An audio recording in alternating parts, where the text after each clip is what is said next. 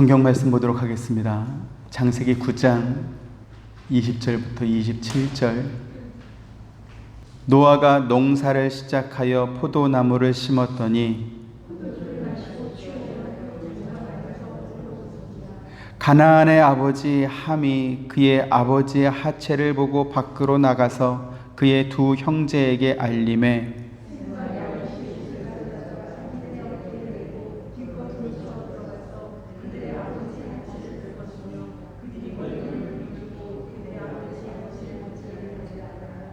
노아가 술이 깨어 그의 작은 아들이 자기에게 행한 일을 알고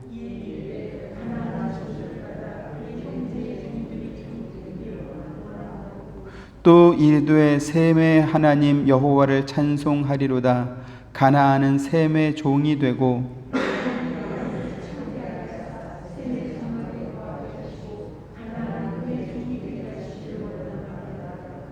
아멘.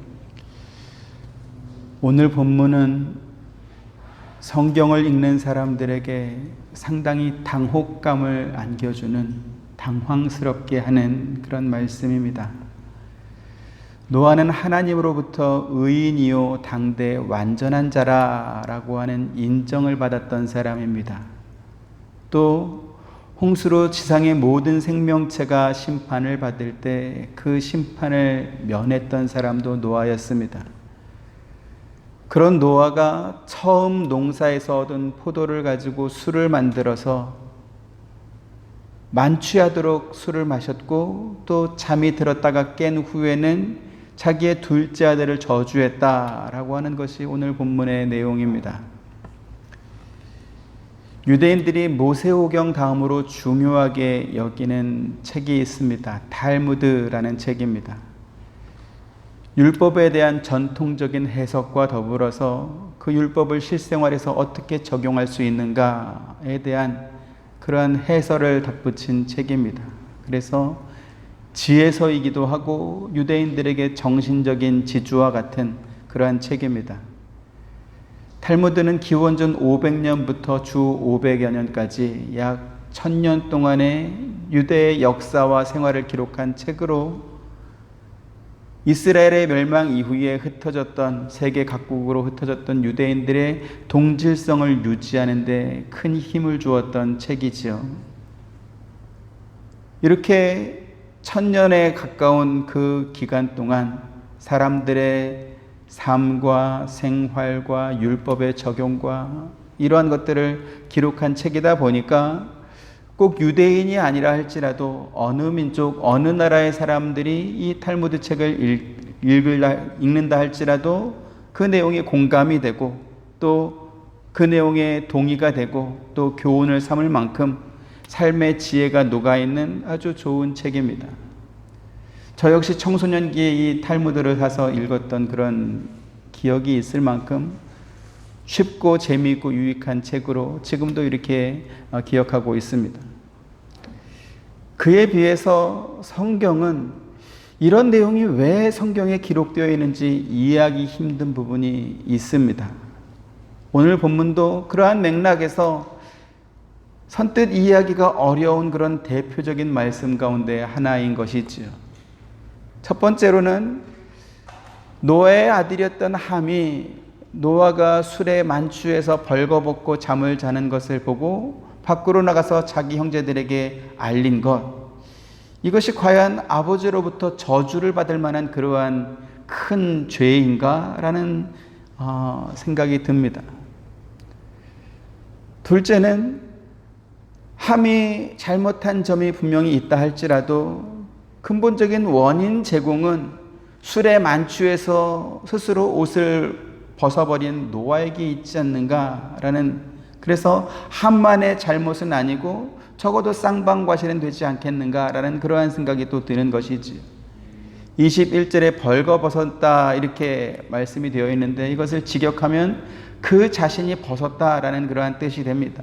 즉 노아가, 함이 노아의 옷을 벗긴 게 아니라 노아가 자기 스스로 술에 취해서 더워서 옷을 벗어버렸다라는 것이죠. 세 번째로는 술에서 깬 노아가 자기의 벗은 몸을 형제들에게 알렸던 함에게 저주한 것이 아니라 함의 아들인 가나안, 즉 자기 손자인 가나안과 그 후손을 저주했다라는 그러한 내용이 기록되어 있습니다. 함이 노아에게 명백히 잘못했다라고 할지라도 잘못한 것은 함인데 왜 저주는 함의 아들인 가나안이 받아야 되는가? 이것도 이해하기가 어려운 부분입니다. 그래서 성경을 읽는 독자의 관점, 나의 관점에서 읽고 이해하려고 하면 답이 안 나오는 그러한 말씀이 상당히 많이 있습니다. 에베소 말씀을 한번 보시죠. 1장 11절부터 14절 한 절씩 봅니다. 모든 일을 그의 뜻의 결정대로 일하시는 이의 계획을 따라 우리가 예정을 입어 그 안에서 기업이 되었으니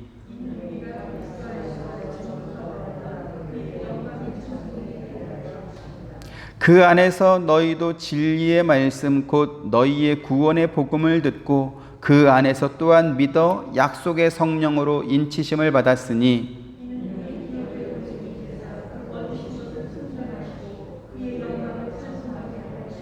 아멘.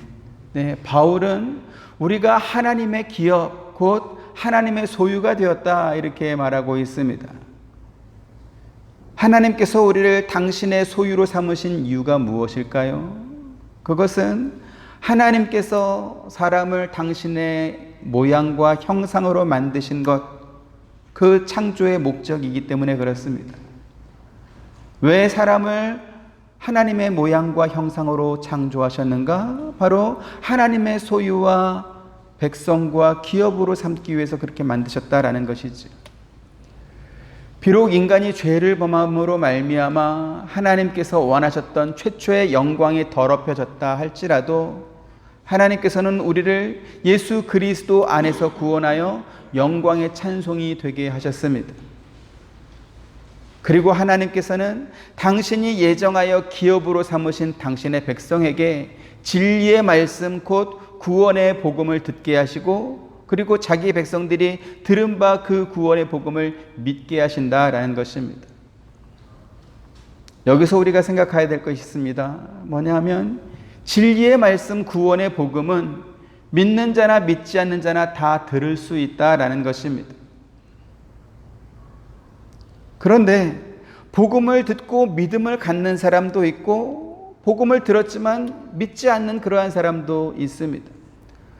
똑같이 진리의 말씀을 들었는데 듣는 사람에 따라 어떤 사람은 믿고 어떤 사람은 믿지 않고 이렇게 결과가 나뉜다라는 것이죠. 그렇다면 어떤 사람이 진리의 말씀을 듣고 믿게 되고 어떤 사람은 진리의 말씀을 듣고도 믿지 않게 되느냐라고 했을 때 오늘 성경 말씀은 약속의 성령으로 인치심을 받은 사람이 믿을 수 있다 이렇게 말씀하고 있는 것입니다. 여기 지금 인치심을 받았다라고 하는 것은 어떤 문서나 서신의 신빙성을 보증할 때 사용되는 말입니다. 예를 들면 공문서 같으면 기관장의 직인이나 혹은 사문서의 인감도장과 같이 이것이 확실하다라는 것을 보증하는 어떤 도장과 같은 것이다 이렇게 말씀드릴 수 있습니다. 우리가 진리의 말씀을 들을 때 성령의 인치심을 받은 사람은 그 말씀이 참인 줄로 받아들이고 또한 믿게 되는 것입니다. 그래서 요한복음 5장 32절에 이렇게 되어 있습니다. 같이 보시죠. 나를 위하여 증언하시는 이가 따로 있으니 나를 위하여 증언하시는 그 증인이 참인 줄 아노라 이랬습니다. 우리가 성경을 읽을 때 성경을 읽는 사람의 관점 그리고 읽는 사람의 지식이나 경험의 수준에서 이해하려고 하고 해석하려고 해서는 안 된다. 그래서는 답이 없다라는 말씀을 지금 드리고 있습니다. 성경은 하나님께서 당신의 뜻을 인간에게 가르쳐 주신 책입니다. 그런데 이 성경은 마치 추리소설처럼 결말이 열린 추리소설처럼 어느 스토리는 작가가 이끌어가지만 그러나 그 뒤에는 독자의 상상력에 맡겨서 어떤 결론을 내려도 무관한 그러한 책이 아닙니다. 또는 그 장편 대하소설 10부작 태백산맥처럼 이렇게 마지막 끝까지 다 읽기 전에는 그 내용이 어떻게 되는지 알 수 없는 그러한 책도 아닙니다. 하나님께서는 구약 시대에는 선지자를 보내서 성경의 정확한 뜻을 자기 백성들에게 알려주셨습니다. 신약 시대에는 예수 그리스도와 사도들을 보내서 또 성경의 뜻을 알게 하셨습니다. 그리고 예수님께서는 부활하고 승천하실 때 자신과 사도들이 전하는 이 복음이 참이다라는 것을 증언해 주실 이가 있다. 그가 누구냐? 바로 보혜사 성령님이다. 이렇게 또 말씀했습니다. 요한복음 16장 7절 8절 보시죠. 그러나 내가 너희에게 실상을 말하노니 내가 떠나가는 것이 너희에게 유익이라. 내가 떠나가지 아니하면 보혜사가 너희에게로 오시지 아니할 것이요 가면 내가 그를 너희에게로 보내리니.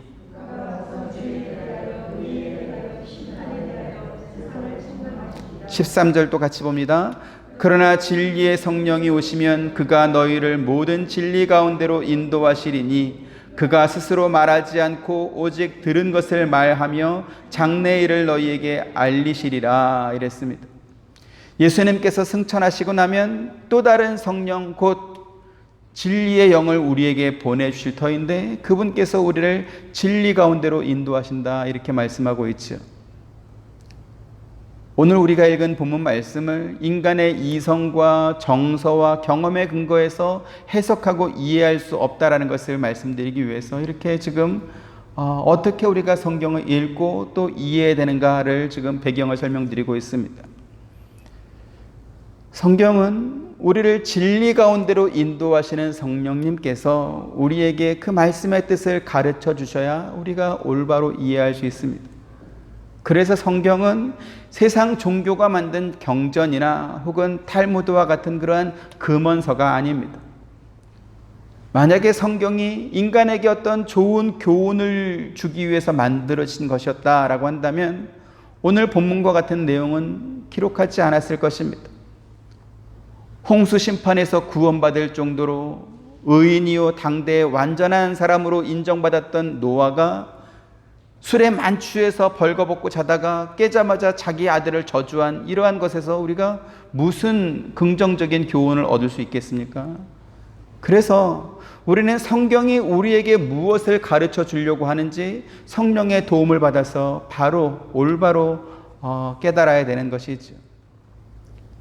성경은 인간에게 교훈을 주고 깨달음을 줘서 그래서 새롭게 하고 건전한 방향으로 변환하도록 동기부여를 해주는 그러한 책이 아니라는 것을 우리가 알아야 될 것입니다.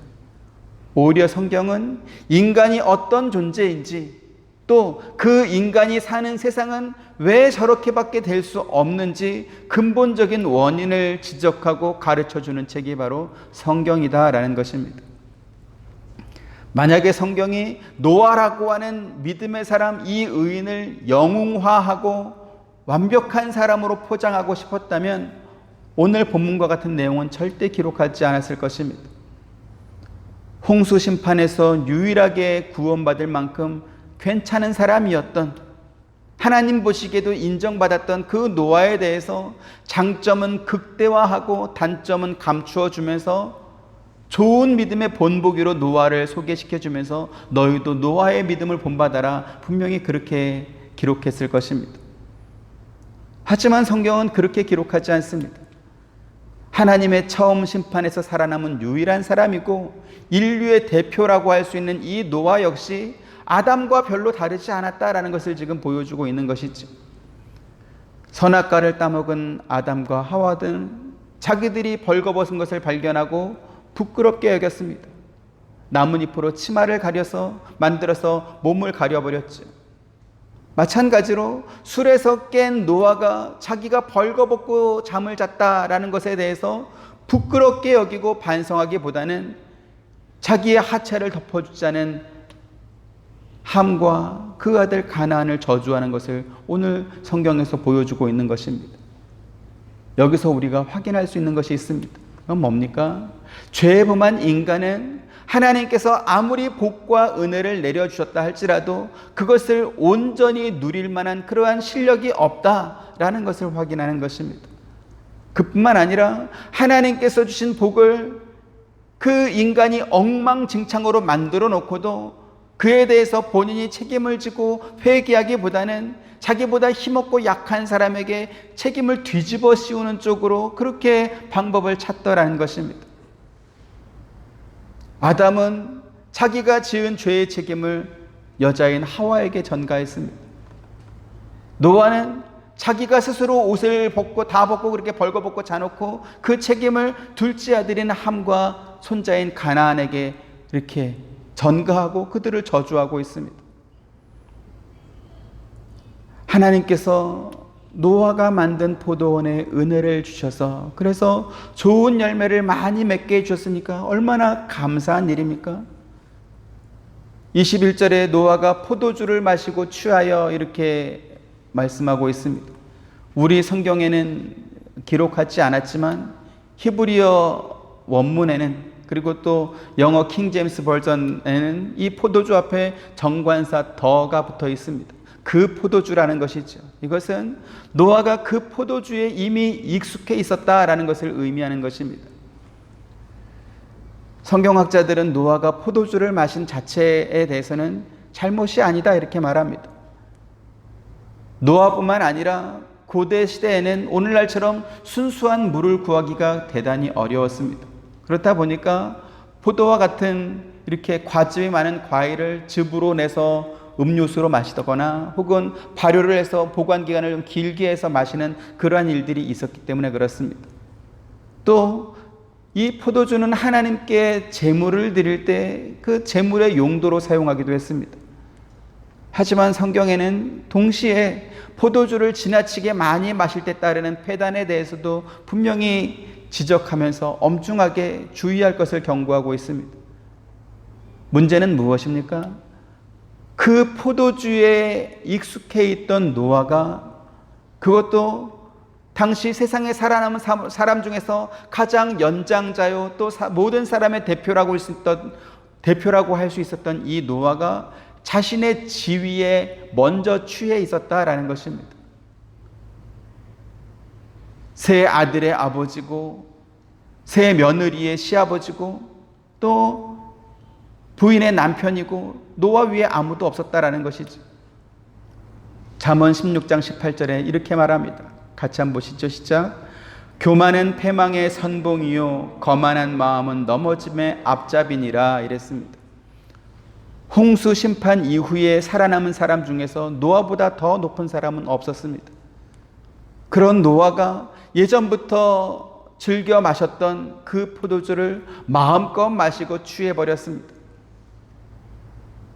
물론 노아가 포도주를 마시고 취할 수 있을 것입니다. 그러나 만약에 노아가 조심해야 될 어떤 대상이 누군가라도 있었다면 아마 이렇게까지 완전히 망가지지는 않았을 것입니다.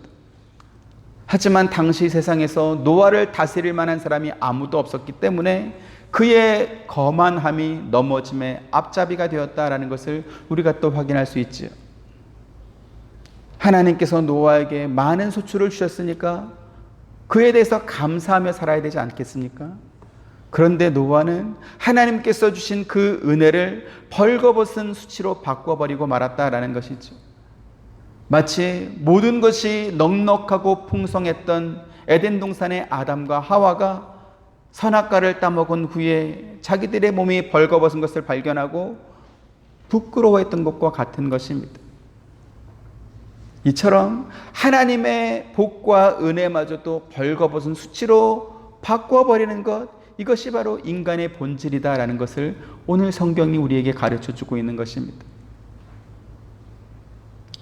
아담과 노아에게서도 발견하는 것처럼 성경은 죄에 범한 인간이 스스로의 상태를 깨닫게 되는 첫 번째 단계로 벌거벗은 것을 자각하게 된다 이렇게 말씀하고 있습니다.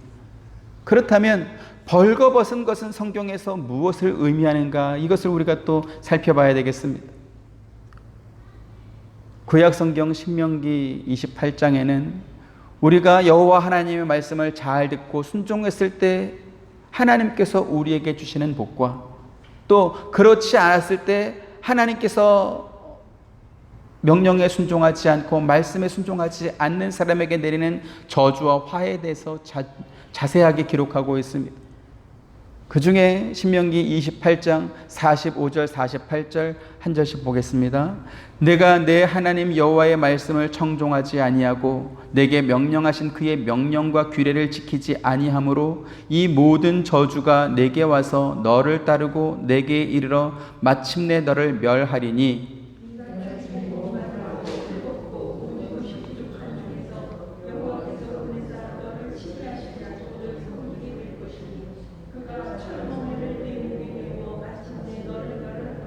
네, 하나님의 말씀을 듣지 않고 그분의 말씀에 순종하지 않았을 때 어떤 벌을 받게 될 것인지에 관한 내용 중에서 목마르고 헐벗고가 있습니다. 여기 지금 헐벗고라는 표현이 오늘 본문의 벌거벗고라는 말씀과 같은 의미입니다.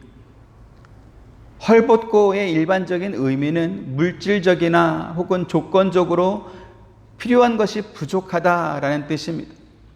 그런데 신명기 28장에서는 이스라엘 백성들이 헐벗은 상태가 되게 되는 그 이유에 관해서 설명하고 있는 것이죠. 신명기의 말씀은 이스라엘 백성이 아직 광야 생활을 하고 있을 때, 아직 가나안 땅에 들어가기 전에 하나님께서 모세를 통해서 주신 말씀입니다. 다시 말씀드려서 그들은 아직 가나안 땅의 풍족함을 누리기 전에 이 말씀을 받고 있습니다.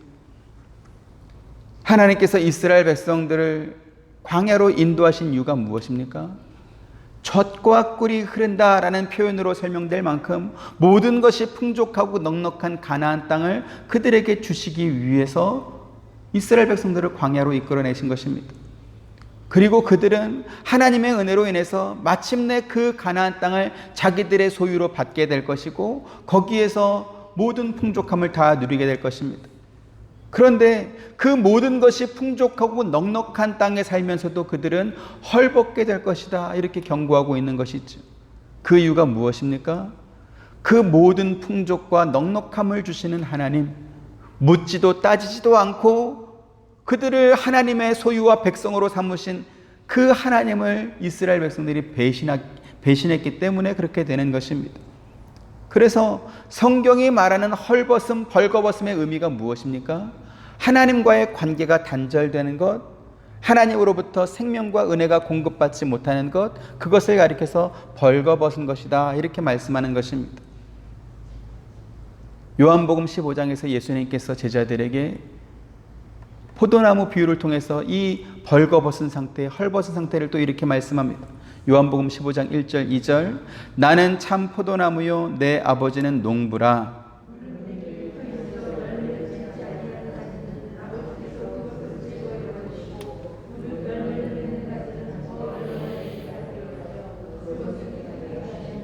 네, 예수님께 붙어 있으면서도 열매를 맺지 못하는 가지는 열매를 잘 맺고 있는 가지들이 더 많은 열매를 맺도록 하기 위해서 하나님께서 깨끗하게 제거해 버리신다, 전지해 버리신다, 이렇게 말씀하고 있습니다.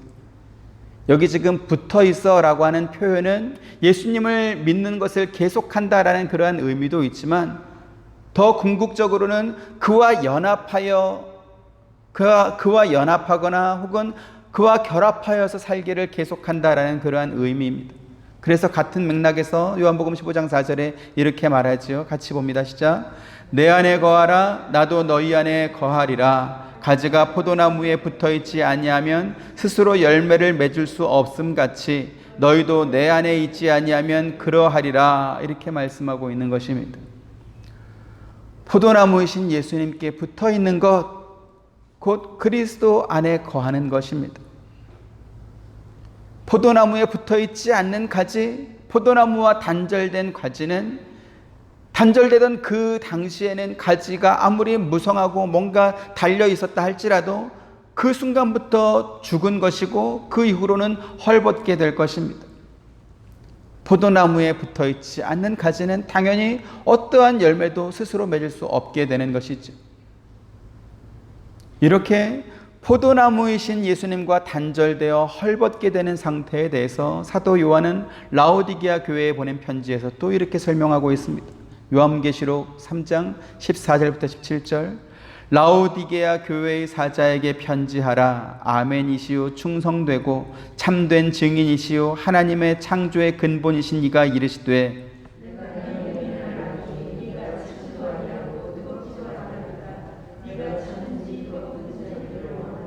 내가 이같이 미지근하여 뜨겁지도 아니하고 차지도 아니하니 내 입에서 너를 토하여 버리리라.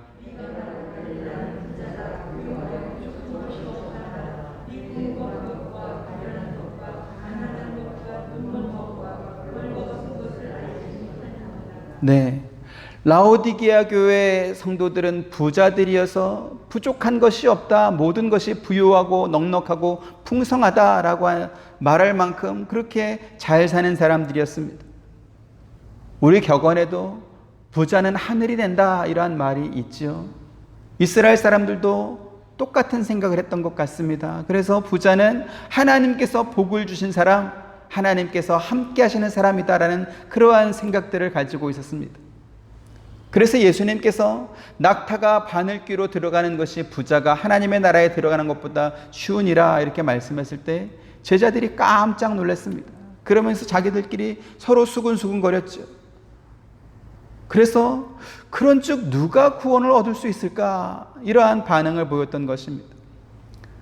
하나님께서 사랑해서 복을 주신 그 사람마저도 천국에 들어가기 어렵다면 하나님의 복을 받지 못한 일반 사람들이 어떻게 천국에 들어가겠는가 이렇게 생각했던 것입니다. 오늘 라오디게아 교회 성도들이 가졌던 생각도 그와 다르지 않았습니다. 나는 부자라 부요하여 부족한 것이 없다. 어떻게 보면 대단한 믿음의 고백처럼 보입니다. 그렇지 않습니까? 우리도 하나님께서 복을 주셔서 만약에 정말 부요하여서 부족한 것이 없다라고 한다면 하나님께서 나에게 이렇게 큰 복을 주셨다, 감사하다 이렇게 생각하지 않겠습니까? 그런데 주님께서 라오디게아 교회 성도들에게 뭐라고 말씀합니까?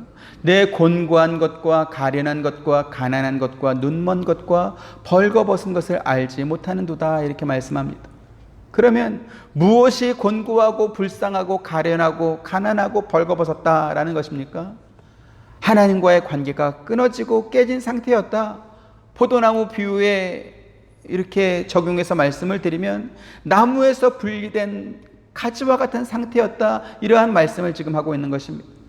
그래서 지금 당장은 부요해서 부요한 것처럼 부족한 것이 없는 것처럼 보인다 할지라도 곧 시들고 벌거벗게 될 것이다, 이러한 말씀을 주는 것입니다. 라오디게아 교회 성도들과 비슷한 신앙을 가졌던 사람이 구약시대도 또 있었습니다. 스가랴 11장 4절 5절도 봅니다. 여호와 나의 하나님이 이르시되 너는 잡혀 죽을 양떼를 먹이라.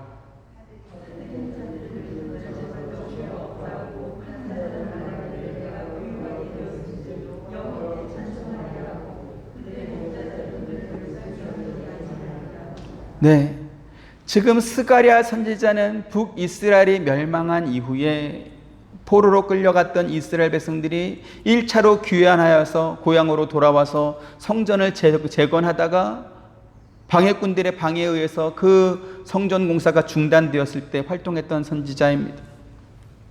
스가랴 11장은 그 당시 이스라엘 사람들의 신앙 상태를 여실히 보여주는 그러한 말씀입니다. 여기 지금 너는 잡혀 죽을 양떼를 먹이라 이랬는데, 잡혀 죽을 양떼가 무엇이냐면 하나님께 드릴 제물로 드릴 양입니다. 하나님께 제물로 드릴 양은 안식일이 되거나 혹은 절기가 되면 어차피 죽게 될 것입니다. 그래서 내가 이 양을 하나님께 제물로 드리라 라는 생각을 갖고 양을 산 그 사람은 어차피 죽일 양이니까 양에게 꼴을 먹이지 않았습니다. 또 양을 파는 사람도 어차피 제물로 바쳐서 죽일 건데 며칠 안 먹인들 무슨 상관이 있겠습니까? 대신에 그들은 이런 생각을 하는 것이죠. 자기들이 부자가 된 이유가 하나님께 제물로 드릴 양을 팔았기 때문에 그것을 하나님께서 기뻐하셔서 하나님께서 자기들에게 부유함을 주셨다, 이렇게 생각하는 것입니다. 그래서 하나님께서 자기들과 같은 사람을 기뻐하신다, 이렇게 생각한 것입니다.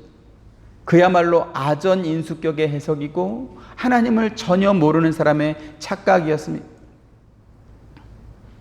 하나님께서 제물로 드릴 양떼라 할지라도 불쌍히 여기시는 그러한 하나님을 모르는 그러한 사람들을 지금 책망하고 있는 것이죠. 그래서 성경은 부자가 되었다라고 해서 좋은 믿음이라고 말하지 않습니다. 부족함이 없을 만큼 넉넉하고 풍요로운 삶을 살게 된 것, 그것도 하나님께서 인정해 줄 만큼 믿음이 좋아서 그렇게 된 것이 아니라는 것을 성경이 말하고 있다는 것을 우리가 알아야 될 것입니다. 하나님께서 기뻐하지 않는 방법으로도 얼마든지 부자가 될 수 있음을 스가랴 말씀을 통해서 우리가 확인하고 있지 않습니까? 하나님께서는 죽게 될 양이라 할지라도 그 양떼를 먹이는 것이 하나님의 뜻인데, 사람들은 어차피 죽일 양인데 며칠 뭐 하려고 먹이나, 그래서 그 꼴을 아끼면서 그 돈으로 자기의 부요를 삼고 있습니다. 그런가 하면 애굽이나 아수르나 바벨론처럼 하나님 없이도 제국을 이루었던 그러한 나라들도 너무나 많았습니다. 반면에 하나님을 섬기는 이스라엘 나라는 한 번도 제국을 이루었던 적이 없었고 늘 침략당하고 포로로 끌려가고 재산을 빼앗기고 죽임을 당하고 업신여김을 당하고 그렇지 않았습니까? 그런데 무엇을 근거로 해서 내가 부요하게 되었은즉 여호와께 찬송하리로다 라고 하면서 하나님께 찬송만 잘하면 좋은 믿음을 가졌다 이렇게 생각하는 것입니까? 노아 역시 하나님께서 복과 은혜를 주셔서 포도나무의 소출을 넉넉하게 해주셨습니다. 그러면 그것으로 하나님께 감사해야 되지 않겠습니까? 그런데 그 처음 얻은 그 포도주를 만들어서 취하도록 마시고 그리고 벌거벗은 수치를 스스로 당하고 있습니다. 하나님으로부터 당대의 의인이고 완전한 자라고 인정을 받았던 이 노아라는 사람조차도 결국은 아담에게서 나온 죄인일 수밖에 없었다라는 것을 성경이 우리에게 가르쳐주고 있는 것입니다. 그런 면에서 믿음이라고 하는 것은 어떤 특정한 사람이나 혹은 어떠한 특정한 행동이 기준이 될 수 없음을 우리가 알아야 될 것입니다. 기독교 신앙은 세상의 종교나 윤리나 도덕이 가르치는 어떤 종교심이거나 선행이 아닙니다. 우리 이런 경험하죠. 나와 아무런 이해관계가 없는 사람이 대가를 바라지 않고 친절을 베풀거나 어떤 큰 도움을 주었을 때 이해관계가 없기 때문에 또 만난다는 보장이 없기 때문에 아마도 당신 정말 복 받을 것입니다. 이러한 말을 자주 합니다. 그러면 그 복은 누가 준다라는 뜻일까요? 만약에 자기에게 도움을 준 그 사람에게 내가 그 은혜를 갚을 생각이 있다라고 한다면 제가 정말 잊지 않고 꼭 보답하겠다 이러한 말을 할 것입니다. 하지만 자기가 그 은혜를 갚을 생각이 없기 때문에 만약에 신이 있다면 나에게 친절을 베풀어 준 당신에게 복을 주었으면 좋겠다 이렇게 듣기 좋게 말하는 것입니다. 그런데 이와 같은 식의 이해가 일반 종교나 혹은 도덕의 범주에서는 정말 너무나 평범하게 일반적으로 사용됩니다. 그래서 어떤 종교가 좋은 종교냐라고 물어본다면 이웃에게 친절을 베풀고 선행을 베풀고 봉사활동을 많이 하는 그러한 종교가 좋은 종교다 이렇게 인식하는 것입니다. 어떤 사람이 좋은 사람이냐라고 할 때도 역시 똑같은 어떤 기준이 적용될 것입니다. 어저께 오전에 9시 30분부터 12시까지 알라모아나 팍에서부터 카피올라니 팍까지 그 프라이드 퍼레이드라고 해서 동성애자들의 어떤 거리 행진 행사가 있었습니다. 행사 시작 전부터 그 알라모아나 쇼핑센터와 그 팍 근처 또 그 거리에 보니까 무지개색 옷 입고 스카프 두른 사람들이 막 이렇게 나와가지고 돌아다니는 것을 제가 보았습니다. 아무도 그런 옷을 입은 모든 사람이 다 동성애자는 아닐 것입니다. 하지만 그렇게 하고 나온 사람들의 대부분은 아마도 자기들이 동성애를 상징하는 옷이나 스카프를 이렇게 하고 또 퍼레이드에 참여하면서 그 사람들을 이해해주고 편들어주는 것이 옳은 일이다라고 생각했기 때문에 그 자리에 나왔을 것입니다. 우리 교회에도 그 포스터가 이렇게 화장실 앞에도 붙어있고 하는 것을 제가 보았습니다. 교회와 성도들 중에서도 그들을 이해하고 품어주는 것이 예수님의 사랑을 실천하는 것이고 하나님께서 기뻐하시는 좋은 믿음이다, 이렇게 생각하는 사람들이 많다라는 것을 보여주고 있는 것이죠. 이스라엘 백성이 하나님 대신에 우상을 섬기고 이방 풍습을 쫓은 이유가 무엇입니까? 그들이 가졌던 기준이 하나님, 또 하나님의 말씀이 아니라 자기 자신이었고, 또 그들이 따르고 싶은 모델도 하나님의 말씀이 아니라 세상의 풍속과 유행과 자랑이었기 때문에 그렇게 한 것입니다.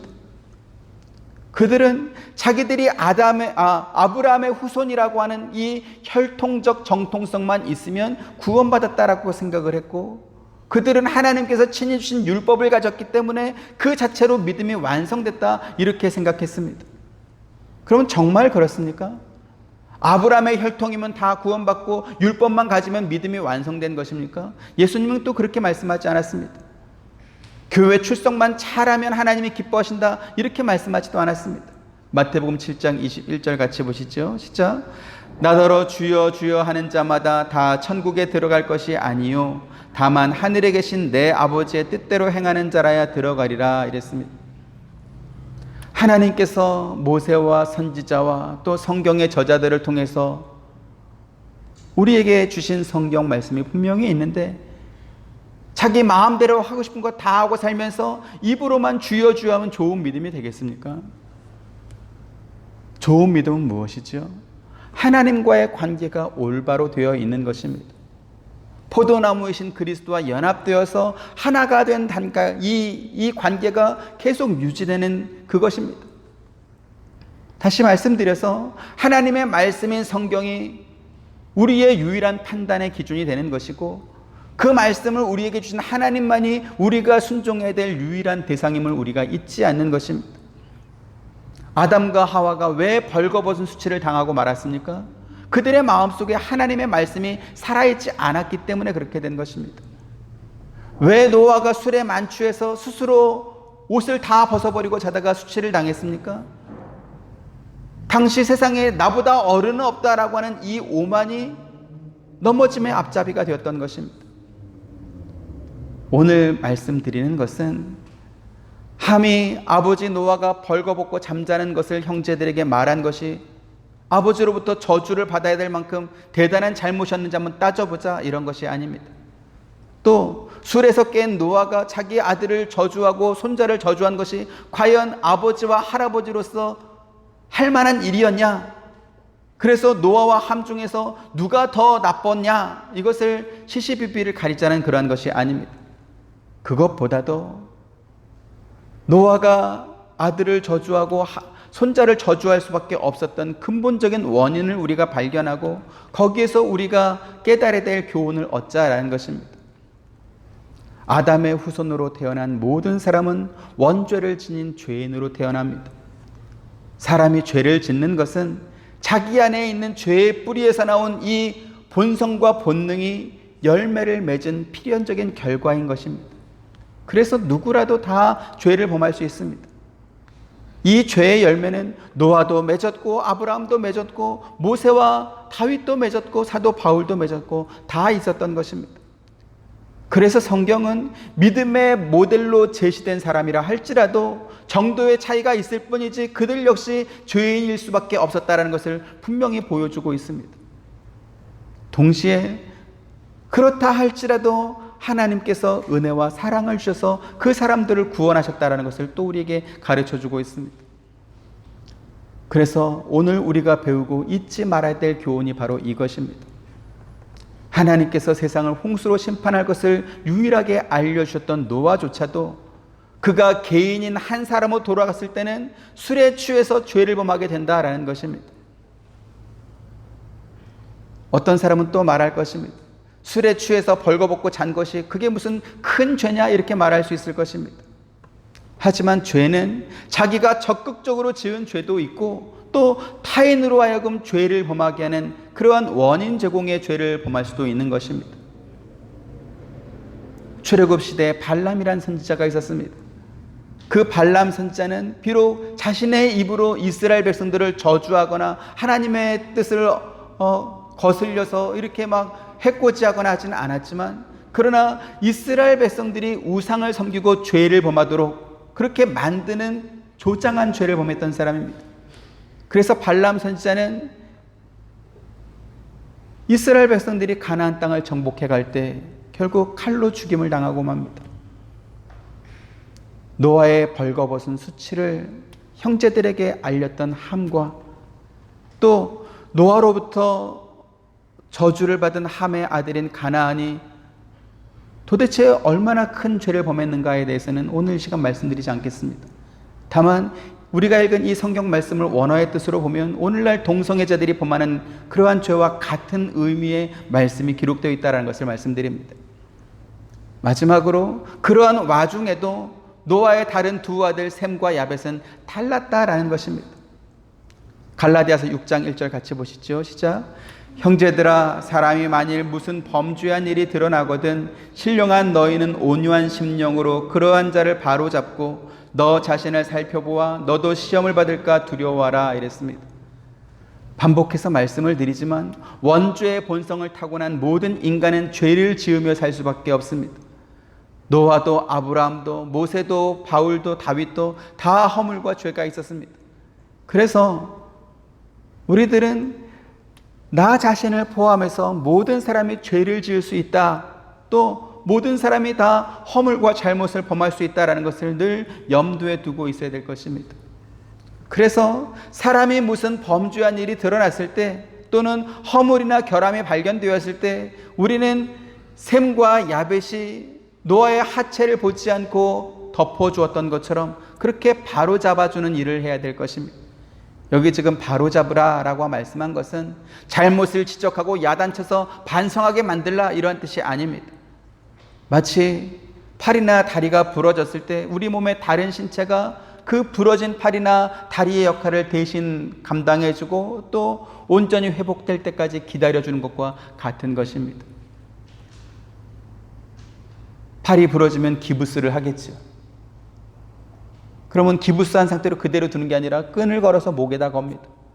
부러진 것은 팔인데 모든 힘은 또 목이 대신 지고 있는 것입니다.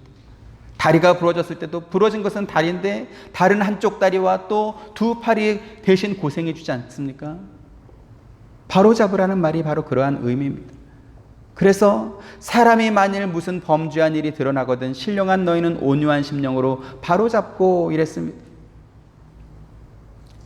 자신의 잘못에 대해서 온유하지 않은 사람은 없을 것입니다. 누구나 다 자기가 잘못한 것에 대해서는 온유하고 넉넉합니다.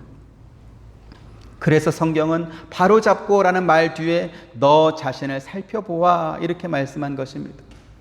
같은 맥락에서 예수님께서는 현장에서 간음하다가 붙잡혀온 이 여인에 대한 처벌을 묻는 사람들에게 너희 중에 죄 없는 자가 먼저 돌로 치라 이렇게 말씀했습니다. 타인이 범한 죄에 대한 책임이나 처벌을 말하기 전에 먼저 자기 내면에 있는 이 죄의 본성, 이 원죄의 본성을 먼저 살펴봐야 될 것이고 그 후로는 온유한 심령으로 그를 바로잡으라는 것이죠. 죄가 발각되어서 이미 수치를 당하고 있는 그 사람에게 더 큰 부끄러움을 안겨주기보다는 그가 회복되고 또 괜찮아질 때까지 도와주고 기다려주는 것, 이것이 바로 우리 성도가 가져야 될 믿음이다라는 것을 셈과 야벳을 통해서 보여주고 있는 것입니다. 세상에는 완전한 사람이 없습니다. 세상에 완전한 교회도 없습니다. 세상에는 아담의 후손으로 태어난 죄인이 있고 또 예수님께서 자신의 피로 세우신 교회가 있는 것입니다. 우리는 예수 그리스도의 십자가의 대속을 입은 죄인이라는 사실을 늘 잊지 말아야 될 것입니다. 그래서 우리 가운데 누군가가 허물과 부족한 것이 있는 것이 드러났을 때 온유한 심령으로 그를 바로잡을 수 있도록 그렇게 마음을 써줘야 될 것이고 또 도와줄 수도 있어야 될 것입니다. 저와 여러분, 우리 하와이 서부 장로교회가 함과 같은 사람이 되기보다는 셈과 야벳과 같은 성도가 될 수 있게 되기를 주님의 이름으로 축원드립니다.